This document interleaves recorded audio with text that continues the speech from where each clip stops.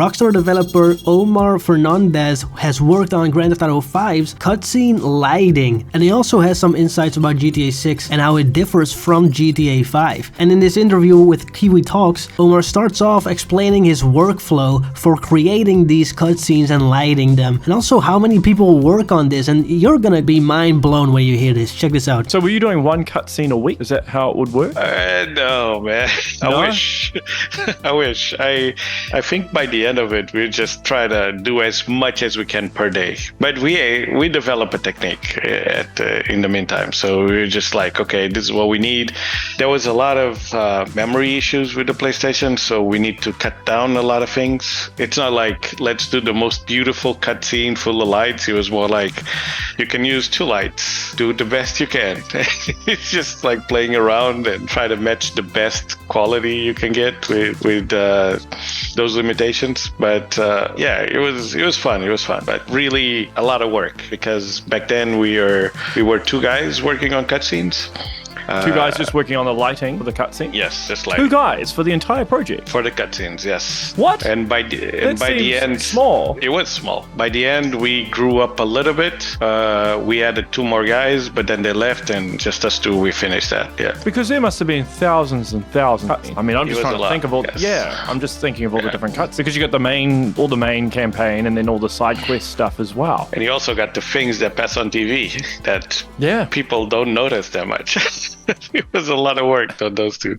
Yeah, that is absolutely nuts that 2 people worked on the entirety of every single cutscene in Grand Theft Auto 5, including all the TV shows and everything else, with a short period of time having 2 extra people working on it. That just blew my mind, and I just looked up how many people worked on GTA 5, which was 1,000 people, and only 2 people worked on the lighting, so I'm very curious what that's gonna look like for GTA 6. And Kiwi actually asked him what the difference is between working on GTA 5 and GTA 6, and if it's gonna be easier for those people to do that. Do you think that with GTA 6 lighting would be easier or harder? I'm pretty sure it would be easier. Because of the tools available now. Yeah. Obviously, there'd be way more involved, but yeah. Okay, that's cool. And of course, they have the Rage engine that they majorly upgraded throughout Red Dead Redemption 2, and now of course for GTA 6, and I bet there's gonna be a lot of tools available for these lighters to make it easier and work faster. This next part is where Omar talks about how he got into Rockstar Games and his experience with GTA before, and this is kind of a funny one. No, fun fact, I never played a GTA before that. What? Yes, it was actually really weird, because I get there and they tell me this is one of the greatest games in the world. They start selling me the pitch, they give me a lot of gear, they put me to play for like, it was what, like a full week of me playing that game. It was still, which one were you playing? So were you playing GTA 5 or were you playing a previous GTA one? 5. Okay, No, so you're playing like an early build of it? Yeah. I think probably alpha. You're still an alpha. Yeah. So I played for a while, and then I think it was like 300 cutscenes to light up, and then I just got into cutscenes, started lighting up, and yeah, that was pretty much it. That's when I got to know what Rockstar was. And what GTA was and how big it was, because that was one of the things I didn't know. I was like, I didn't even know that these games are so huge, because all I kept playing at the time was Street Fighter. Like all I wanted was Street Fighter. So all of a sudden I'm playing this game that never ends, and I was like, oh, that's actually cool, And they're pushing a lot of boundaries, which got me really interested in it, because that came out for PS3 if I'm not mistaken, and and they've re-released it I don't know how many times, but I mean, I think it's the 3rd highest selling game ever now. Yes, I don't know if you know that. No, I do. Now I'm a big fan. Nice. I'm a big fan of Rockstar. It was a great place to work. Really good friends. It was a lot of fun. It's crazy that he hasn't played the game yet, because I've heard stories of developers actually not getting into Rockstar Games for the sole reason of not being familiar with the Grand Theft Auto franchise. And so it's a mix of having the love love for that franchise, but also being extremely talented. And you gotta be traditionally the best at the core thing that they hire you for at Rockstar. Now, the next part of the interview is about what it was like first getting into working with the Rage engine and on GTA 5 with all the limitations of the PS3. It was a shock. Oh, I can tell. It's like too many things to worry about. I wasn't expecting, especially because of the size of the world. Even when you go into cutscenes, that was still heavy on memory, and there was a lot of performance things that we need to take care of. And then it was just the amount of things we had to do. Because the first day I got there, and we were talking, and they go like, "This is all we have to do," and I'm like, "Okay, this is a lot."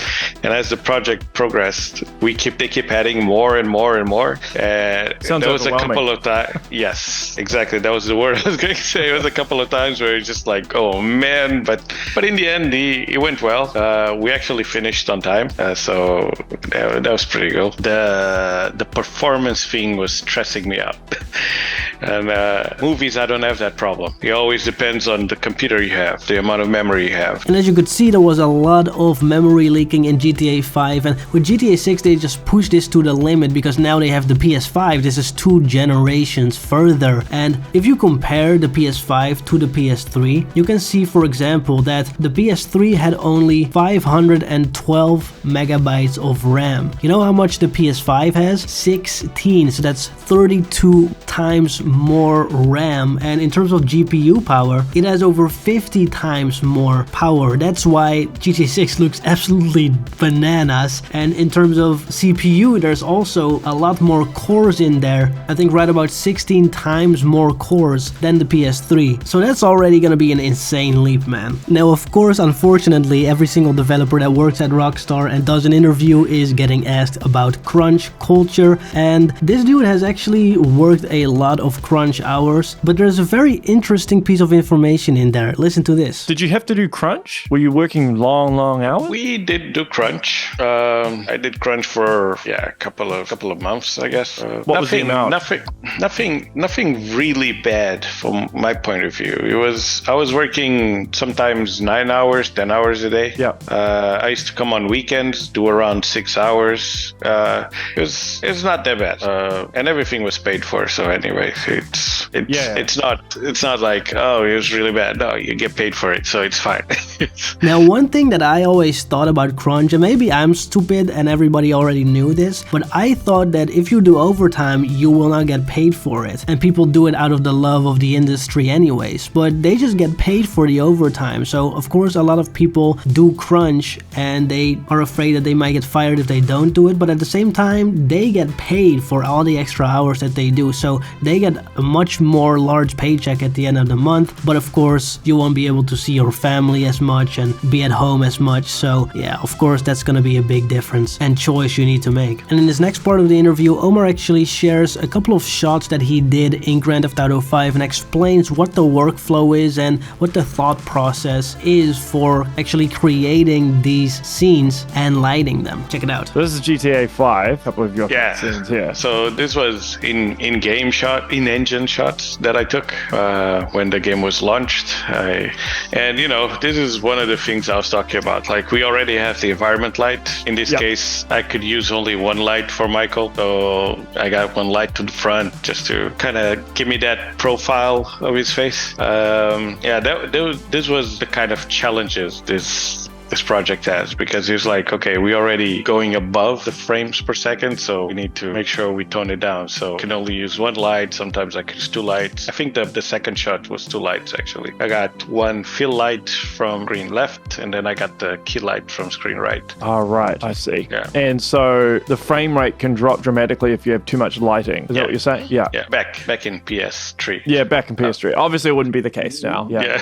And it's very interesting that even the lighting lighting has a lot of effect on the frame rate. Of course, this is because it affects the entire scene, and all the 3D models behave differently based on the light that hits them, especially in GTA 6, where everything is RTX and lights just bounce off the wall and everything is gonna go crazy. You want to have as little artificial light as possible in there. And in the next shot that Omar shows, he shows what it's like to just use one light because there's too much going on in the scene for there to be more. And you really have to work with the limitations you have. Check it out. This was a hard one because so many characters. So many characters on screen at the same time. And you have to keep performance up well, right? Yeah, so this was hard.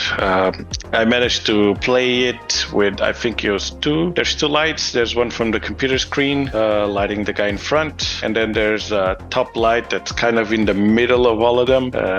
It gives like, it's almost above Franklin, but a little bit coming this way because I also needed to light up Michael. Not Michael. I forgot the other guy's name. Trevor. Yes. Yeah. Yeah. So yeah, this one I had just two lights, and then in the back there's still the game lights, the environment game lights. Yeah. So do you get some sort of pop-up that notifies you that the frame rate's going to drop as a result of the lighting? You have the in-game in-engine or in-game stats. Yeah, so would it be like a line and then it tells you if it's dropping? Yeah. Right. Yeah. And so you can dial it back if you need to. Yes. Sometimes if the light, if the area that the light is touching is too big, that will increase the frame rate because it's touching other areas. So you have to control it. I think the biggest challenge here was if the characters were moving too much, you have to be careful about all those fall off areas of the light because you don't want that light to touch things that you don't need because that will increase frame rate. Yeah. Right. I see. So I would think if I was doing it, tell me if I'm wrong, you would push it as far as you can first and then dial it back. So see what breaks it and then begin dialing it back. That's what you do? My trick in the beginning was I used to watch the entire cutscene and I see where the camera is focusing and I would put like small lights following the path of the character. And then after I have all the path, I would start, every 3 lights, reduce it to 1. And then it's like, can I also reduce this one?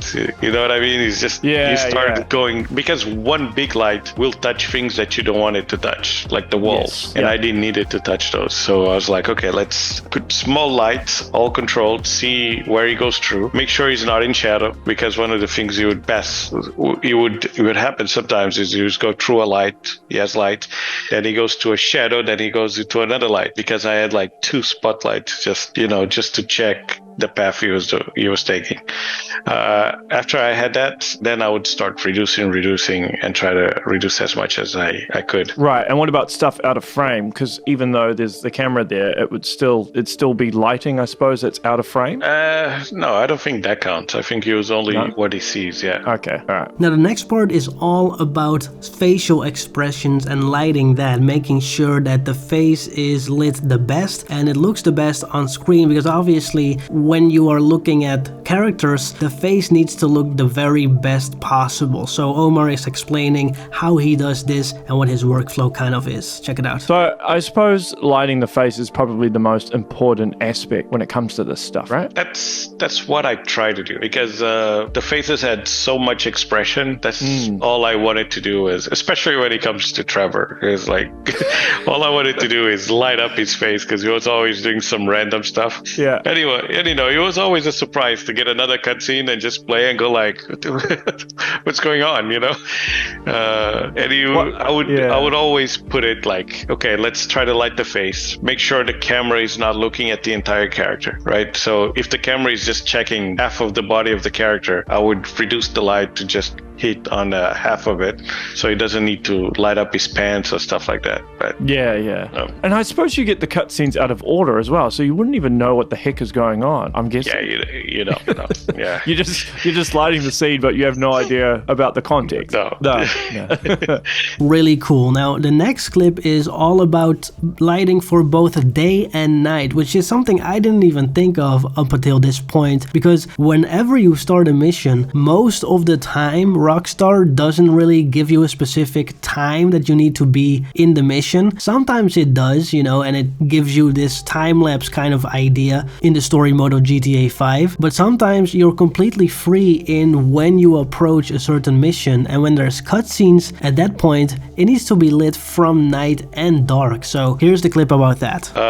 Yeah, this was a cool one because, and don't forget, the light always needs to work for day and night, with the exception of a few cutscenes that were time scripted. So when I was doing this 2 guys running, I had to plan the lights to work at day and at night. So yeah, and I suppose it would be harder because of the contrast of the colors that they're already wearing, right? Yeah, you have to account with the skylight system as well. So in this case, we already had the sun. I remember I just put a light in the front to light them up in the front because they were really dark. And then at night, I would just see the position of the moon and play around with the light that I put in order to work for both scenarios. Right. Yeah. Did you ever go up to like one of the artists and be like, hey, you changed the color of these people? Like change the color of what they're wearing?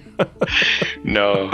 And here's another cool thing. When I got that cutscene, they didn't even have the body armor. They were just running around with the regular clothes. I didn't even know what they're doing. It's just like they're running and I light it up. And then when the game got launched, that's when I saw it. I was like...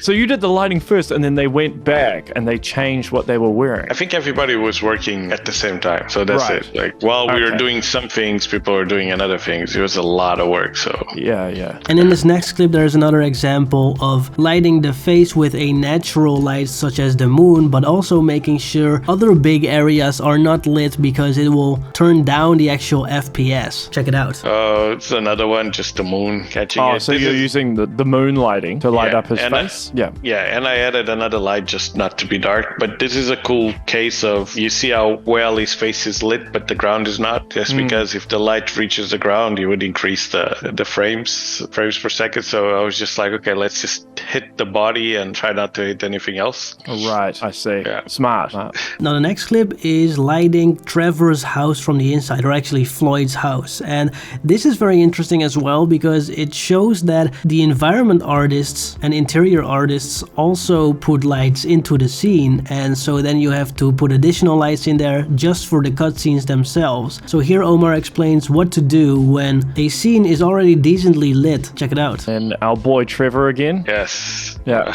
This house. I remember this house, man. This house was painful because the lighting inside of the environment was already heavy.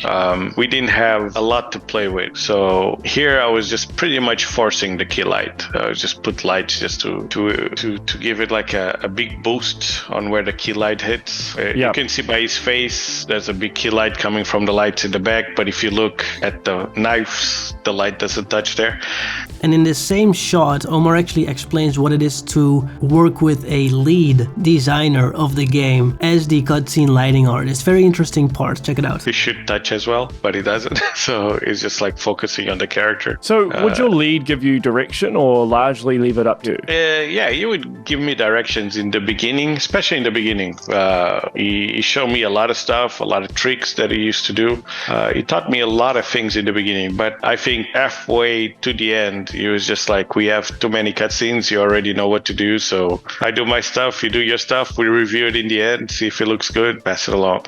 Okay, wait. Yeah. The next one reiterates the whole workflow very easily in a simple kind of couple of sentences, which I thought was very interesting as well. Check it out. Same idea here. Always a key light, just try to reinforce his face. It was always the same trick for me, at least. I was always like, let's light up his face and then see how much of the body I can lit up as well. And the last screenshot he shows is actually from a TV show that he did on Grand Theft Auto 5, which a lot of people haven't even watched, and this just goes to show how far Rockstar is willing to go with the details and creating the charm of the world, all up until actually creating separate TV shows, and all of them needs to be lit too, so check it out. This is one of those that goes on the TV. So this is one of those that some people, I remember was talking to a friend of mine the other day, and he didn't see this yet, and he's a big fan, and he was like, man, I didn't see it yet. And I had to show him, like, go to YouTube, you can follow the story of this guy, because there's a whole, it's like 6 episodes of the life story of this guy, and not everybody managed to see it. And it was cool because, you know, it's been, I don't know, 10 years, 12, I don't even know how many years, and I'm still telling people, look, there's cool things in there that you guys didn't see, and they go back and they play it and they see it, and like, oh yeah, man, they totally went through, right? It's just all the small details that Rockstar puts on the games that makes that stuff amazing. Overall, great interview. I learned a lot with this interview. It's very interesting to hear all of this, and this gives you a little bit of an insight of how it goes on behind the scenes at Rockstar Games. Of course, a lot has changed in the meantime with Red Dead Redemption 2 and GTA 6, but this gives you a little bit of an insight of that. So thank you all for watching. Let me know in the comments what you think below. Thank you to the members on screen, and I'll see you guys next time. Bye bye.